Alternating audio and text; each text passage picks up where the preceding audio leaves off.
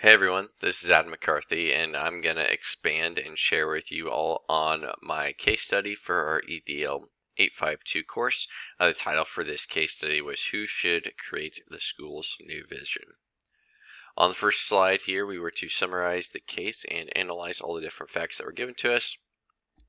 Throughout this case study, man, there was a lot of information that was provided kind of on the past of Susan as she has gone to this school, what has led her here to be a principal, and also the community and the desire for the new school that is being built in this district.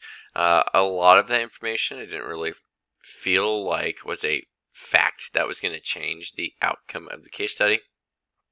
But the most important things that I was able to pull out of that source material are listed here. So the first one here says, what has happened? So it says Helen and Susan, who is the author to each of the case studies here, have a disagreement about how a school vision should be created.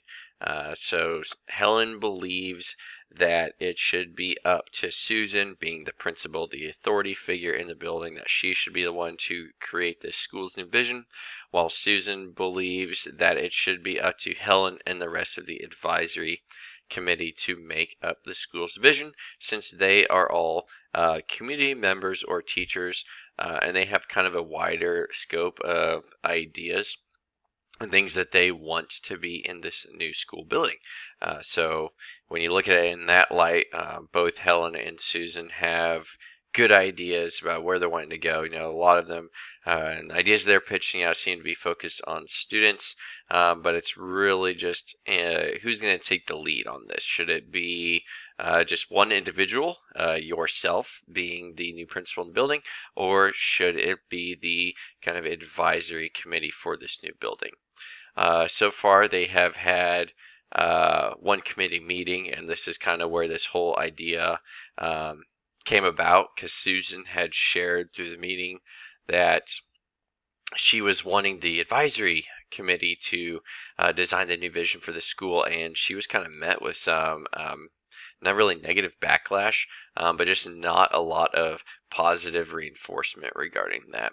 And who is involved? This would be everybody. Anybody who's going to be a part of this school next year, anybody who's a member of the community.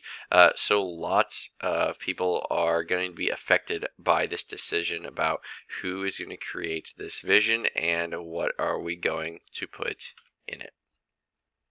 Next slide says, report any legal or ethical issues. So up to this point, has anyone been harmed by action or decisions of another? No one. Physically, really the only mental thing would be Susan. I guess her kind of the way she's feeling about her decision to pawn this off to the advisory committee, because she feels like they know the community in town better than she does. So really, maybe only her feelings have been kind of diminished about the whole situation up to this point. But physically, no one has been hurt. And because of that, it is my belief that nobody is going to have any kind of legal issues that they are breaking. Although, as I've stated here, I'm not sure if there's anything in Susan's contract about how, as principal, you are going to be like the authority figure on creating a vision. And since that was not listed in the story, we can't really say whether or not there was a breach of contract there.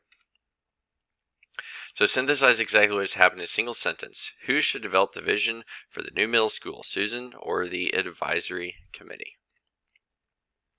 So here are all the facts that we have. We know that Helen believes the creation of school vision should be up to Susan. Susan believes it should be up to the advisory committee. And up to this point in time, almost everybody else who has been mentioned in this story kind of is siding with Helen on this, that it should be up to the principal to make the decision about who is going to lead the school, who's going to create the vision, who's going to kind of be this idol or figure that we're going to rely on in order to have a successful new building open up within our district. In the place, it's taking place within the district as far as their advisory meetings have gone so far, and the place that it will affect is this brand new middle school that's going to open up in the district. And the program, oh man, this is going to affect a lot of things. I've just listed a couple things here as far as like everything that this school is going to sponsor. Being a middle school, that middle ground between elementary and high school, you have such an opportunity to offer up like great extracurricular activities, whether that be in the form of athletics or academic things um, like a science Olympiad or a Scholars Bowl or a math counts team. It's kind of going to be in our vision. Do those things align with what we are wanting for students? Do we want to offer these opportunities for them to be involved? Do we want to maybe kind of offer some opportunities for them to do things with high school students so they get accustomed to being already in that building if they're maybe in 8th grade at this middle school in the following school year? And those are decisions that are going to need to be made based on what the final vision is and who ends up creating that. Next slide is review and prioritize information. So could the conflict, the situation, or the decision be damaging to stakeholders or to the community? Can I learn more about the situation? Do I know enough to make a decision? It says yes, if the community and everyone on the advisory panel wants Susan to create the vision for the school and continues not to pursue this, then there's a high probability she'll lose favor with them before even beginning her new position. So school hasn't even opened up yet. She hasn't even had the chance to like formally work with students in the district and kind of show all the staff what the culture she's going to impart on the school and everything that kind of entails the responsibilities of her position as administrator. So that's kind of damaging to her in the fact that she's already going to either have a positive or negative reputation within the district based on the outcome of this case study that's been presented to us. Number 2 says it would be beneficial to know the exact expectations the community and advisory panel have for a school's vision. Especially if you are wanting to go down the route where you, as Susan, kind of take the helm on this and make decisions about what you think is best for the school. Man, it would be great to know. Is this a community that is really focused on athletics? Is maybe having like great coaches and athletic teams? Is that something that should be kind of in our school's vision that we are looking for when we are maybe finding Rule 10 coaches or people who work outside the district? Or do we want to focus more on having teachers take those roles and building relationships with kids and using this as a learning experience versus a desire to win and show the community what we're capable of? So again, those are things that we would kind of need to know, especially if Susan was going to be the one who is going to direct the conversation and everything about our new school's vision. So looking at the different outcomes and possibilities for this scenario, there were 3 big ones. The first one was, as Helen suggests, have Susan or myself playing the role as Susan create the vision. And this should be something that she shares is done pretty much on my own based on what my desires are for a school, since I am going to be, I guess, the leadership figure for that building. Number 2 says I could continue to negotiate my side of the argument and strongly recommend the advisory committee develop the vision. So again, we're either leaning towards what Susan wants or leaning towards what Helen wants with options 1 and 2. And then finally, option 3 says create my own vision and share it with the advisory committee. So again, not completely democratic in like giving out tasks. Okay, so like advisory committee, you guys are going to do this, and then I'm going to do this. No, I'm going to be the authority figure here. I'm going to come with my ideas, what I want. I'll share that with the advisory committee, and then they can make adjustments or even just offer suggestions about what they think should change based on the knowledge of the community they have. But that does not necessarily mean that I would need to make those changes. It would just be a recommendation. All right, so looking at pros and cons of each of the 3 options that I've already talked about. So if I create the vision myself and do it on my own, first of all, I'm abiding by exactly what the community and the advisory committee want. Shows that I am listening to their needs and their desires, and I'm going to be a principal who takes the knowledge and information they share with me to heart. I don't just let that roll off me and forget about it, but it is something that I really do care about what they want as part of the community. Number two, having the advisory committee create the vision. That does also show in a separate light that I do care about what they think because I want them involved in that process. But then the con of that would be showing that so I really didn't care about what you guys said. I'm just going to still do it the way I wanted to, even though you guys have a different recommendation. So again, I don't think option two looks like a really good option.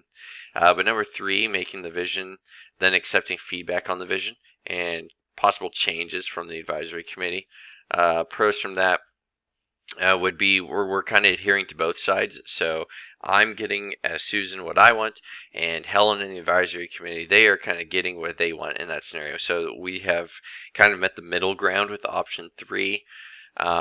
Maybe a con from this would be maybe I come up with some really good ideas as a principal, but maybe there are people from the advisory committee who kind of fight back on some of those issues since I have given them some power to kind of make changes to my ideas. So the best option, in my mind, there's only one clear choice from the three that I've listed that's the best, and that would be option three, which is to have myself create the school's vision. And then once I have created the school's vision, to then share that with the advisory committee at our next meeting, and then have them provide some feedback. And again, that does not necessarily mean I'm going to like change every desire that they have for our school's vision, but I will take that into consideration, and hopefully they share out some good ideas about ways that I could improve on this, because they are the experts to what is to come at the high school and what our students already know coming up from the elementary school. So it would be like they have to be involved somehow. I think having an option where myself as principal just making all of the decisions, I don't think that's a good idea, and I don't think being a principal and kind of leaving it all in their hands and having me just be kind of a role player, I don't think that's a good idea either. Because as a new principal, man, I would want to show them the great ideas that I have and that I'm passionate about the position. And I kind of think it shows that if you just give this whole idea of a school's vision to this advisory committee, that maybe you don't really care about your position. You don't really care about your own ideas. You have no backbone at all. And so that's something that I would not want to have said about me or thought about me if I went with any of those other options. All right, so imagine option number three has been implemented. What is that going to look like? Well, the hope is that I share all my ideas for the new vision with the advisory committee. If I'm in this exact scenario, things I would be throwing out in my own experiences are, I'm going to do, first of all, what is best for students. That has to be somewhere in our school's vision. And then as well as what are some community focuses and what are focuses of the other two buildings, the elementary and the high school, because we want to take some of those ideas and probably meld those and make a mesh with the vision and ideas that we would have for the middle school. I would then like to have some feedback shared with me. I would like to know what they think of my ideas. Are the things that they think I've left out that are important to them? Maybe I haven't focused enough on staff values. Maybe I focused too much on the student. I don't know. But it could be whatever they share with me would be what I take back from that. And again, it would be up to me as principal. Am I going to use the advice that they have shared with me to change the vision that I have created for the school? Or am I going to stick to my guns and continue on with what I believe is important? And again, I think there has to be some middle ground in that area. As principal, I'm not just going to throw away every idea they have. I mean, it could be to the point where they have such good ideas that I do end up changing a lot of my own vision. And I think that would make them feel more involved in this whole process and give them a voice of their own. Again, without me just telling them, here's how it's going to be done, or just saying, here you go, guys, you create your own vision. So I think the two of us working together, but with me as Susan or the principal taking the leadership role, definitely being the best choice out of all. And with the way that the community has responded so far to Susan's ideas, I think this is going to satisfy them and make them happy that Susan is going to be the principal for this new building. That kind of wraps up my ideas for our EDL 852 case study. Thank you for listening.